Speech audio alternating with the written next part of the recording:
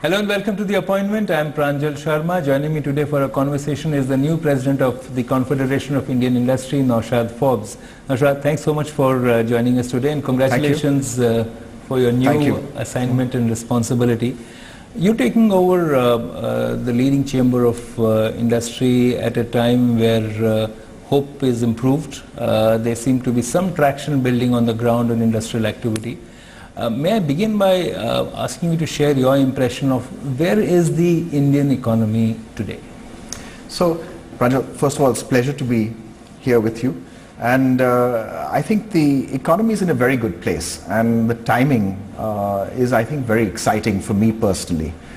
Because I think if you look, we're sort of at the, this is the middle year of the government in a sense.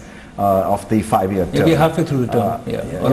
So it's so 2 years are up. This is the middle year, and then there'll be 2 years, which will be a run up to the next election, and so on.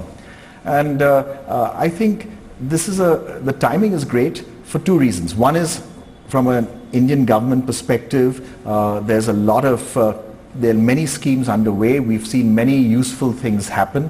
Many more useful things are in the pipeline.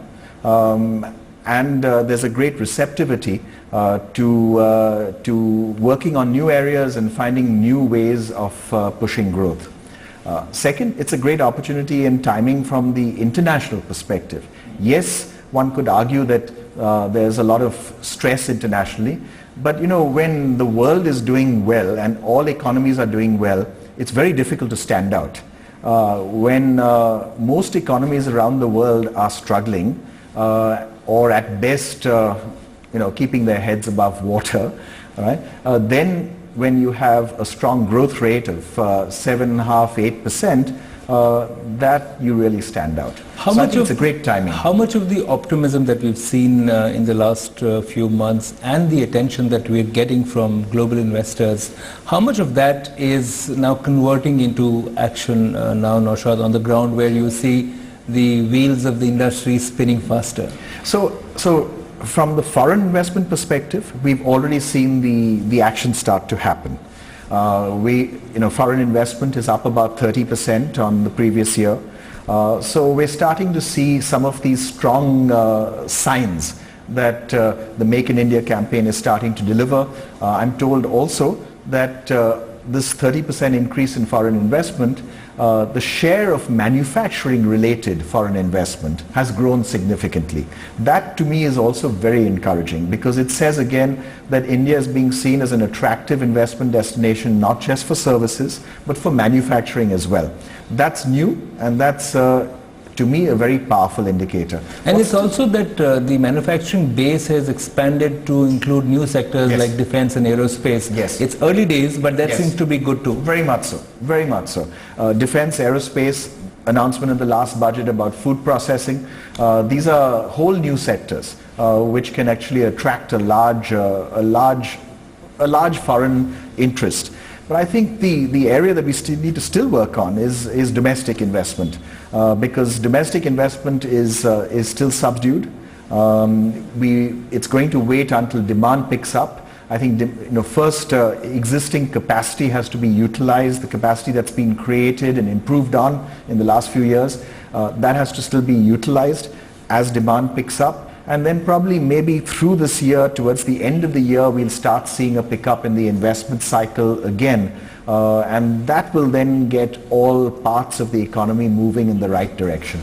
Here, I think the two obstacles to industrial activity were lack of consumer demand and high cost of credit.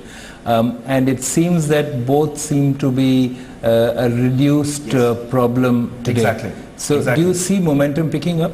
So both are moderating, and we see momentum picking up. Exactly. So we're starting to see demand grow in the aggregate in certain sectors. Some of it driven very directly through initiatives of the government. For example, investment in the road building program, where we're seeing orders flow through for example, construction equipment companies. That kind of trigger is helping demand grow more broadly. The initiatives announced in the budget of investment in the rural sector are yet to show up on the ground in terms of demand growing from the rural sector, but it's a matter of time. It's been a month. There, I think the government is now focusing on investing in agriculture, which has been, sorely neglected. We don't have enough investment in agriculture for last 45 years. So I think that would make a lot of difference. But in terms of the issues which were holding back the, the momentum and the energy of Indian industry, the high cost of credit and the rising debt was an issue. Do you see a constructive approach to resolving this issue of bad debt, which will free up a lot of capital as well as entrepreneurial energy? So I think the move to get banks to recognize the non-performing assets on their books is in itself a very productive thing, because once you recognize the problem, you provide for it, you can then move on and get beyond it. We've also recommended, and there's been, as you know, a lot of discussion on the creation of a national asset asset restructuring company, which would essentially, a bad bank that would essentially take these non-performing loans off the books of existing banks. It's been done in some other countries. It's maybe a way of speeding up the process, but regardless of whether one goes that route or not, simply addressing the overhang of non-performing assets, which has begun now, is very productive. I think it's important to do and get beyond. It's also going to create a sense of discipline in the industry, which some of them were, perhaps too ebullient about managing projects, but they were perhaps not capable of running them. Well, I think some of it was too ebullient and having greater confidence in one's abilities than was warranted.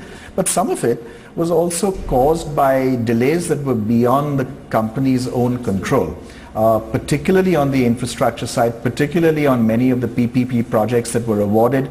They were awarded, but the government didn't deliver on its own the financial closures were delayed, and as a result it hurt everybody. Naushad, I'll take a short break here, but once we return, our conversation with Naushad Forbes, President of CII, will continue, and I'm going to talk to him about what are the competencies that Indian industry must build to be able to take ahead its potential for growth. Stay with us on The Appointment.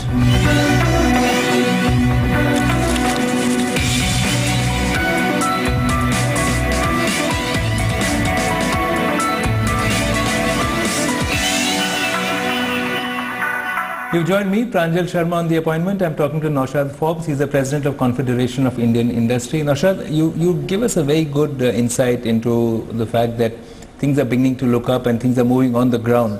At the level of states, which is where the real action is, the central government has devolved a lot of funds to them, given them freedom to utilize funds, and so they have a better ability to engage with private sector. Where do you see the reforms and changes at the regional level? What are the best changes that are happening? So, I think one of the most positive developments of the last 2 years has been a true unleashing of competitive federalism.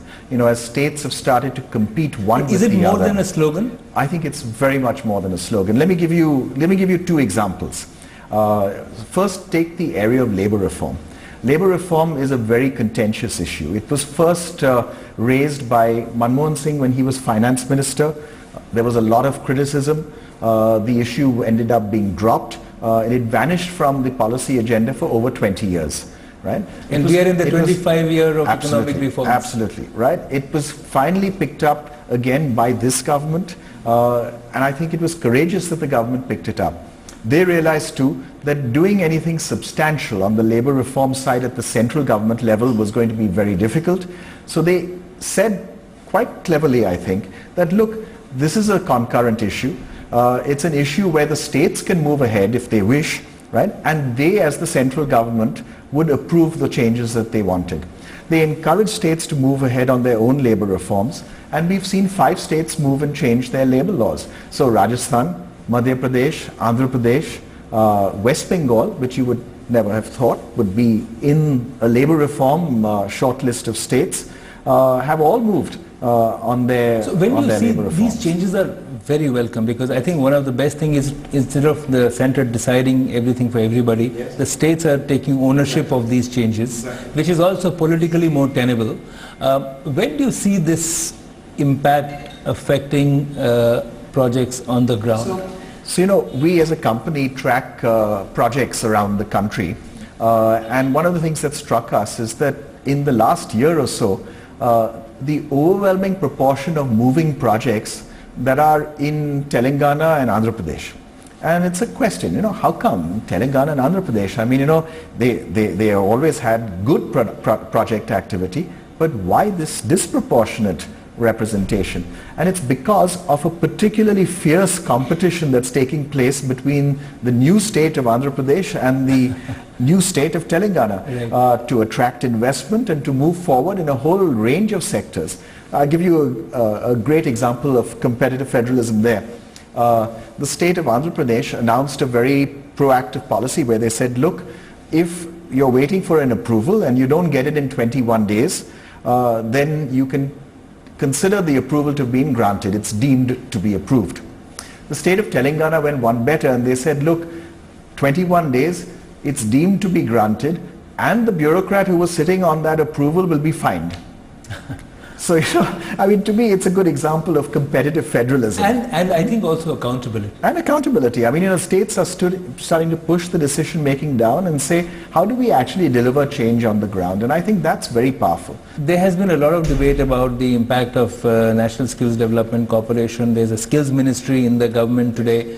What are the learnings from the efforts so far which can help us really make sure that A, the skill creation is of a certain quality, and B, to ensure that is taken into the industry, because there seems to be a gap there?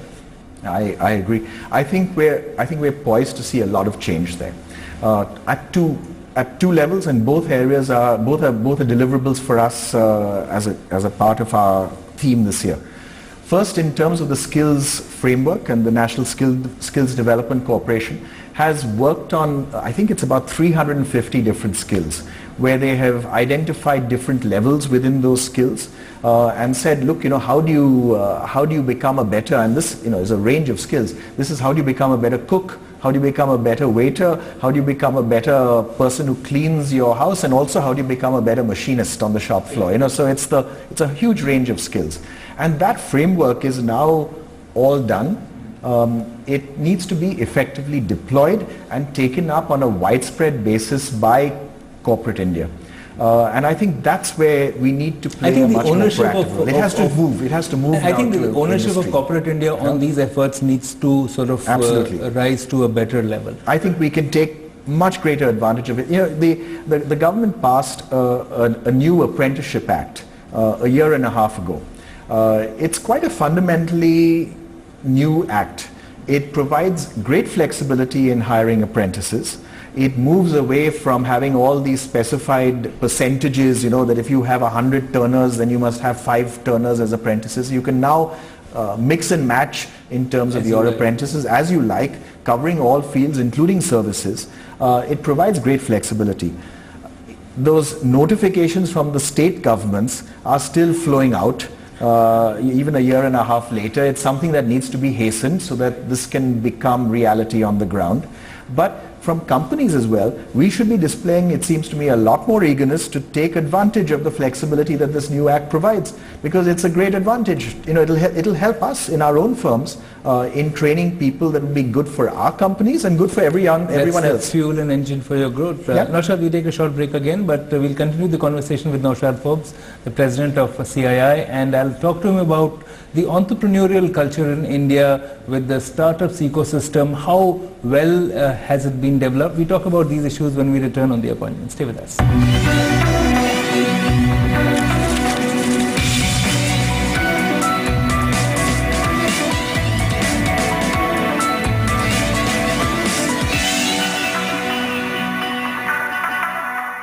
You've joined me, Pranjal Sharma, on The Appointment. I'm talking to Naushad Forbes. He's the new president of the Confederation of Indian Industry. Naushad, from the States, I want to pick up some of these issues around entrepreneurial culture in India, and that seems to be looking very robust, dynamic, exciting. The government seems to be stepping in, but we've seen that, the entrepreneurial spirit of India is best left to animal spirits and the talent of the young people. How much of it is diversified enough? Because the sense one gets is that it's most of it which gets attention is in the technology sector, but perhaps this should be more broad-based. What's your view on this? I do think it should be more broad-based, but I fully agree with you on the vibrancy of our entrepreneurial culture. I think we have a tremendously entrepreneurial culture, and I think, in fact, the whole purpose of reform, that started off in 1991 has really been to enable the entrepreneurial culture of India to achieve what it's capable of doing. I think that shows up in many sectors of the economy. The startup environment is particularly vibrant in services and in tech. There are many opportunities there, and we can talk about the potential, for example, of e-commerce to really provide whole new paradigms of how business can be done in India. But here the role of an organization like CII is critical, because one of the inputs they're lacking is mentoring or guidance, because they have a great idea, they seem to get funds pretty easily, but it's a bit like spray the money and pray that something works. So, helping them realize their objective, can CII play a role? So one of the things that we're consciously trying to do is to actually first try to include many of these new sectors in our own membership and in our own activities, because that, the first there needs to be contact, right? And when there's contact, then we can provide the kind of connections that can be very productive for people who have all of the ideas and all of the talent and all of the energy, but perhaps need some of that input in terms of connections with the rest of the more mainstream, if you like, economy. But just to take the advantage of e-commerce really in the country, in many other countries, e-commerce provides a marginal and incremental benefit. You mean instead of something being delivered to your doorstep in 3 days, it comes in 3 hours. That's not transformative. It's nice, but it's not transformative. In India, probably now, someone can get something which they earlier couldn't get. At all. So that's transformative. So all of a sudden you have a new market, not just efficiency, but you have a completely new market and a completely new supply base. And new markets are opening for exactly. So new markets are opening up for suppliers who could not go beyond their immediate vicinity, exactly. And now they can actually go beyond. But these startups are also disruptors. Business models using technology are being disrupted, which means that legacy players, many of whom are members of CII, will feel the heat from these young guys. Yeah. It's very powerful. It's what should happen, and I think what we're actually seeing is many of these startups, by the way, some of the startups are coming out of legacy players. It's the daughter or son of the promoting family of a legacy player who comes back from college somewhere and starts some completely new, vibrant enterprise in some completely unrelated field and does terrific work. So I think you see a mix going back and forth. I think it's the very government productive. is now playing a role by the Startup India policy, and now even the Stand Up India, which is also bringing some of the marginalized sections of society and inculcating a culture of entrepreneurship in them. What will it take to make this work? Because while it's easy to reduce regulations, you need to do more. So I really like the way in which the government has initiated the startup program, because they've approached it seems to me, with a single-minded objective, which is how do you reduce the heavy hand of the state on startups. I think that's a terrific way of approaching it. What startups need, they do not need financing from the government, they do not need ideas from the government, they just need the government to be out of the way, right? And that's what they've tried to do with providing various benefits in the form of the startup being out of the tax system for the first 3 or 5 years, able to operate more freely in the first 3 or 5 years. This is exactly what startups need, it seems to me, to get off the ground more quickly and effectively. As far as the Stand Up India program is concerned, again, a very good initiative because it's so important for inclusiveness. We do a lot of work in CII with Dickey, and that's a very good organization that again does not want any special benefits or advantages. No. It just wants access and openness to being dealt with. The good thing is that they're offering loans and credit without collateral, but again I'll come back to the piece that who's going to guide them and mentor them to become smart businessmen. So we have a very close working relationship. And it's an institutional relationship where precisely that kind of thing is happening. What we've actually arranged, we found the most productive thing that we can do is to actually arrange buyer-seller meets. So where you actually have many of the enterprises that have been started by entrepreneurs who are members of Dickey, who display what they do. And then we have many CII members who go in and sort of say, okay, so this is what we need this service, or we need these products, and bring them into the ancillary ecosystem. Right. And you become a part of the whole supply chain. We found that to be the most productive way to really work together in this area. And again, this is not just good to do. This is good for business. Because if we can operate as a country of 1.3 billion people, where we recruit from 1.3 billion and not some subset, where we deal with all of the enterprises in the country and not just some subset, we're all going to be more efficient. Finally, Naushad, one quick reaction from you. Where would you like this year, 2016-17, to end? How would you like it to end? So, one of the things that I recognize as a CII office bearer is that our first role, CII is a terrific organization with an incredibly powerful and committed secretariat. I recognize that the first role of the CII office bearer is to show up. Yeah? So that I have to do. Yeah? Having done that, then there are roles that one can play in terms of providing focus on areas where we hope we can add some value and deliver useful things for the country. So the technology and technical capability area is one. Education, higher education and higher education policy and reform is another. We have an initiative to start a CII university in the course of the year. We have an initiative, for example, to focus on building multinationals, homegrown multinationals. Multinationals with Indian roots who we can enable and help to go around the world. We have an objective to see if we can contribute to changing our trade policy stance from being largely defensive and trying to restrict the access of foreign firms to the Indian market, to being more outward looking and saying how can we increase access for Indian firms to markets in Latin America or in the Middle East or in Southeast Asia. So I think these are the kinds of, there are 6 sub-themes to our goals for the year, and if we can... You have a very busy year. We have a busy year ahead, but it should be a lot of fun, and I think it'll be very fulfilling. Thank you so much, Naushad, and our best wishes. Thank you. Thank you, Pranjal. Thanks a lot.